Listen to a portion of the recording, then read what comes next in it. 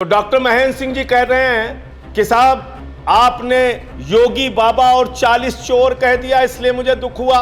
जो सरकार ऑक्सीमीटर का घोटाला करे, जो सरकार थर्मोमीटर का घोटाला करे, जो सरकार बच्चों के 8 लाख के वेंटिलेटर को 22 लाख में खरीदे, जो सरकार बच्चों के मिड डे मील का पैसा खा जाए, जो सरकार बच्चों के सरकारी स्कूल का पैसा खा जाए, जो सरकार 12,000 का ऑक्सीजन सिलेंडर 55,000 में खरीदे, जो सरकार 9 करोड़ रुपए कस्तूरबा में बच्चियों के खाने का पैसा डकार जाए, उसमें तो 40 नहीं कई 100 अधिकारी शामिल होंगे। मैंने तो सिर्फ अली बाबा और 40 चोर कहा। मैंने तो सिर्फ ये कहा कि योगी बाबा और 40 चोर की सरकार चल रही है। दरअसल मुझे तो ये कहना चाहिए कि योगी बाबा और हजारों चोर की सरकार चल रही है। इसमें कितने कितने चोर शामिल हैं। दूसरा उनका अधिकारी है, उसने कुछ कहा, अब मैं एक एक करके जवाब दे रहा हूं। एक तरफ वो कह रहे हैं हमने अपनी ओर से कोई टेंडर नहीं दिया, एक तरफ वो कह रहे हैं हमने कोई ठेका नहीं दिया, और दूसरी तरफ रश्मि मेटेलिक के समर्थन में पूरी प्रेस कॉन्फ्रेंस आधे घंटे करते रहे। आपका क्या इंटरेस्ट है मैं फिर दोहरा रहा हूं और मैं एक एक करके बता रहा हूं। जिस रश्मि मेटेलिक कंपनी ने ये आरोप लगाया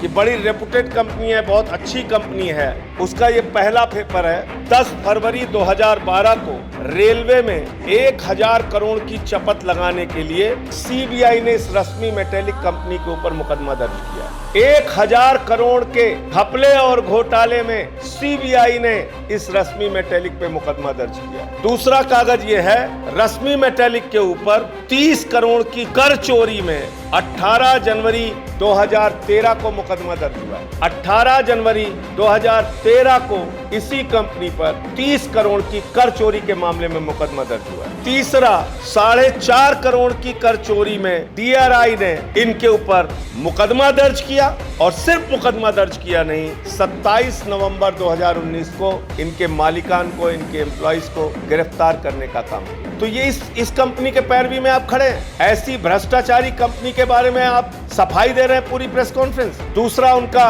अधिकारी आ जाते हैं अनुराग श्रीवास्तव, वो कह रहे हैं 29 साल का उनका सरकारी जीवन हो गया, बड़ा बेदाग जीवन है। जब ये कमिश्नर थे तो इन्होंने हाई कोर्ट ने एक इंक्वायरी इनके ऊपर ऑर्डर की है एज ए मेरठ कमिश्नर। ये वही अनुराग श्रीवास्तव हैं जो अपने 29 साल की नौकरी को बेदाग बता रहे हैं। दूसरा, चुनाव के दौरान इलेक्शन कमीशन ने बस्ती के डिविजनल कमिश्नर और अनुराग श्रीवास्तव जो मौजूदा प्रमुख सचिव हैं उनको ट्रांसफर किया था क्योंकि उन्होंने एक आईपीएस अधिकारी को धमकाया था। ये इन लोगों का कैरेक्टर सर्टिफिकेट। जिस रश्मि मेटेलिक कंपनी के बारे में कहा जा रहा है कि उसको कोई काम नहीं दिया गया, मैं बार बार दिखाया था कागज, शायद महेंद्र सिंह जी देख नहीं पाए। मैं आपसे ये कह रहा हूँ कि जब आप कह रहे हैं रश्मि मेटेलिक को कोई टेंडर नहीं दिया गया, रश्मि मेटेलिक को पाइप सप्लाई का कोई काम नहीं दिया गया, तो मेरे सिर्फ इस पत्र का जवाब अगली प्रेस कॉन्फ्रेंस करके आप दे दीजिएगा। मैं आपसे कह रहा हूं महेंद्र सिंह जी, आप आदित्यनाथ जी के सबसे करीबी मंत्री हैं, और मैं सुन रहा था कि भाजपाई कभी कभी बचकानी बातें करते हैं। कह रहे हैं संजय सिंह आरोप लगा के भाग गए, ये हो गया वो हो गया। अरे आदित्यनाथ जी से तो पूछ लेते, 9 मुकदमा लिखा था उन्होंने, तो जाके विधानसभा में मैं बैठ गया था। सच के लिए लड़ता हूं और किसी से डरता नहीं। इस पत्र का जवाब आप दे देना।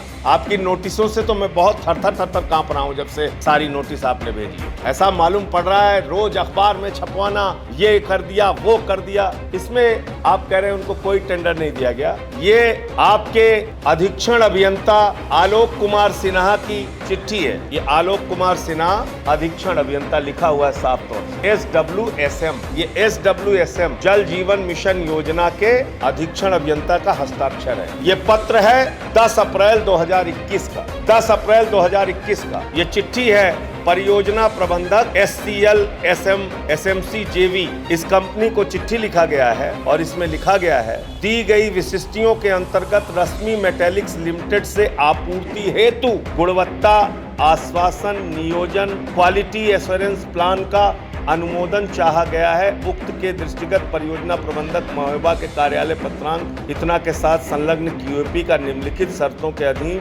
अनुमोदन किया जाता है। तो जब आपने पाइप सप्लाई का कोई टेंडर नहीं किया, जब आपने कोई ठेका रश्मि मेटेलिक को दिया नहीं, तो तो रश्मि मेटेलिक के बारे में आप बैठकर प्रेस कॉन्फ्रेंस में सफाई क्यों दे रहे थे डॉक्टर महेंद्र सिंह जी? और ये आपके ही विभाग का अधिकारी, इसने क्यों लिखा कि रश्मि मेटेलिक के लिए क्यूएपी जारी की जाए? इसने क्यों लिखा कि उससे पाइप सप्लाई लिया जाए? इसने क्यों लिखा रश्मि मेटेलिक के लिए कि इससे सामान खरीदे जाएं? जब आपका कोई लेना देना नहीं है तो सरकारी चिट्ठी है, आपका अधीक्षण अभियंता लिख रहा है। इसके बाद जो ये अधिकारी है, इस अधिकारी पर अकेले संजय सिंह ने नहीं, मैं बताता हूं कि कैसे कैसे आरोप इनके ऊपर लगे। मनमाने ढंग से की गई विभागीय जांच निरस्त कर उच्च स्तरीय जांच कराए जाने के संबंध में ये माननीय देवेंद्र सिंह भोला सांसद एवं विधायक श्रीमती कमला रानी वरुण, इनकी चिट्ठी है 3/10/2017। उसके बाद एक चिट्ठी है लक्ष्य सिंचाई के प्रमुख सचिव को 24/7/2017। फिर एक चिट्ठी है तत्कालीन मंत्री शिवाकांत ओझा जी की 22 जून 2017। फिर एक चिट्ठी है 17/6/2017 की प्रभारी मंत्री मुकुट बिहारी वर्मा के निर्देश पर। फिर एक चिट्ठी है 8/6/2017 की। फिर एक चिट्ठी है 5/6/2017 की। और ये सब प्रमुख सचिव को मार्क है। उस समय कोई प्रमुख सचिव दूसरे रहे होंगे, अब जो मौजूदा प्रमुख सचिव हैं वो अनुराग श्रीवास्तव हैं। फिर एक चिट्ठी देवेंद्र सिंह भोले जी की है, सांसद जी की। और ऐसी तमाम चिट्ठियां एक अधिकारी के भ्रष्टाचार से संबंधित हैं, आलोक कुमार सिन्हा, और उसी को आपने सुपरिंटेंडेंट इंजीनियर बना रखा है। उसी के जरिए रश्मि मेटेलिक को तमाम काम दिए जा रहे हैं। और ये जो चिट्ठी है, इस चिट्ठी को भी मैंने नहीं लिखा, ये कानपुर देहात के पूर्व भारतीय जनता पार्टी के जिलाध्यक्ष हैं, भाजपा के हैं, मेरी पार्टी के नहीं है। और इन्होंने बाकायदा ये चिट्ठी अरविंद सचान एडवोकेट ने मुख्यमंत्री को लिखी। ये मुख्यमंत्री की चिट्ठी है। आप मुझे बताइए, एक अधिकारी के बारे में इतनी सारी जानकारियां और भ्रष्टाचार का आरोप आपके ऊपर लग रहा है, उसके बावजूद आप कुछ नहीं सुनने को तैयार हैं। अब एक नया मामला मैं आपको बताता हूं। इन्होंने क्या किया है, दीवार लेखन, नुक्कड़ नाटक और जागरूकता के कार्यक्रम के लिए जल जीवन मिशन योजना में बड़ा बड़ा काम दिया गया। एक एक जिले में 80 लाख, 85 लाख, 1-1 करोड़ का काम दिया गया। और उस काम के लिए इन्होंने टेंडर निकाला, ई टेंडर। आप सब लोग जानते हैं कि टेंडर की प्रक्रिया इस समय ई टेंडरिंग के जरिए हो रही है, ऑनलाइन होता है सब कुछ। ये निकाला गया, इसमें 180 एनजीओ का लगभग चयन किया गया और एक एनजीओ को 10 करोड़, 5 करोड़ ऐसे ऐसे धनराशि का उनको ठेका दिया गया, उनको काम दिया गया कि आपको जल जीवन मिशन के बारे में जागरूकता अभियान चलाना है, फैलाना है, गांव-गांव में जाना है, प्रचार करना है। समय भी इसका निर्धारित किया गया कि 1 साल के अंदर इसको पूरा करना है। और इसमें जो शर्तें रखी गई, टेंडर की शर्तों में साफ तौर पे कहा गया कि इसमें ऐसी संस्थाओं का चयन किया जाए, ऐसी सामाजिक संस्थाएं, ऐसे एनजीओ का चयन किया जाए जिनका जल के क्षेत्र में काम करने का अनुभव हो, जिनका वाटर के क्षेत्र में काम करने का अनुभव हो, ऐसी संस्थाओं का चयन किया जाएगा। लेकिन 60% से ज्यादा संस्थाएं इसमें ऐसी चयनित की गई जिनके पास वो मानक पूरे ही नहीं करते जो आपने टेंडर के नियमों में लगा रखे हैं। ऐसे तमाम एनजीओ को आपने काम दे रखा है। और आप देखिए, ये तमाम एनजीओ क्वालिफाइड हैं और इसमें ई टेंडरिंग का प्रोसेस है। और इन्होंने लिखा क्या है, हार्ड कॉपी में दर मिली इनको, हार्ड कॉपी में दर।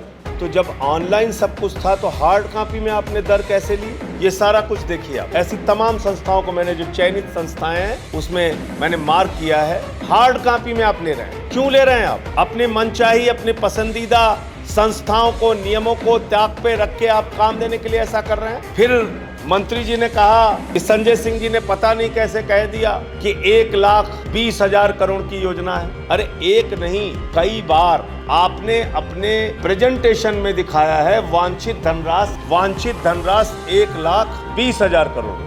आप मुझे बताइए, आप ही लिख के दे रहे हो, मैं आपको दिखा देता हूँ। इसमें तमाम जगहों पे वांछित धनराशि 1,20,000 करोड़ रुपए, यानी पूरे उत्तर प्रदेश की जो योजना है वो करीब करीब 1,20,000 करोड़ रुपए की है। ये सब प्रेजेंटेशन में दिया हुआ है। सरकार का जो प्रेजेंटेशन दिखाया जाता है जल जीवन मिशन योजना का, उसमें दिया हुआ है कि 1,20,000 करोड़ रुपए इसकी अनुमानित राशि होगी अगर ये पूरी योजना उत्तर प्रदेश में चलाई जाए। आप मुझे बताइए, आप एनजीओ को काम देने के नाम पे घोटाला कर रहे हैं। और सबसे ज्यादा बड़ी बात, जल निगम जैसी संस्था को तो आपने मार दिया बिल्कुल। जिस संस्था का अनुभव है इस क्षेत्र में काम करने का, ट्यूबवेल लगाने का, वाटर हेड टैंक बनाने का, पाइपलाइन बिछाने का, उस संस्था को आपने 2 भागों में बांट दिया। उसके एम्प्लॉई दर दर की ठोकर खा रहे हैं, तनख्वाह पाने के लिए आंदोलन कर रहे हैं। उस संस्था को आपने काम नहीं दिया। और क्यों नहीं दिया उसका भी कारण मैंने आपको बताया था। जो हमारा जल निगम विभाग कार्य कराता है उससे 30%, 40% एबव रेट पे जल जीवन मिशन में काम कराया जा रहा है। तो आप मुझे बताइए कि अगर 1,20,000 करोड़ की योजना है तो इसमें पूरा जो भ्रष्टाचार की आपने योजना तैयार की है वो तो 30-40 हजार करोड़ की योजना आपने तैयार कर ली है। बंदरबाट चल रहा है, ऊपर से लेकर नीचे तक खेल जारी है आपका।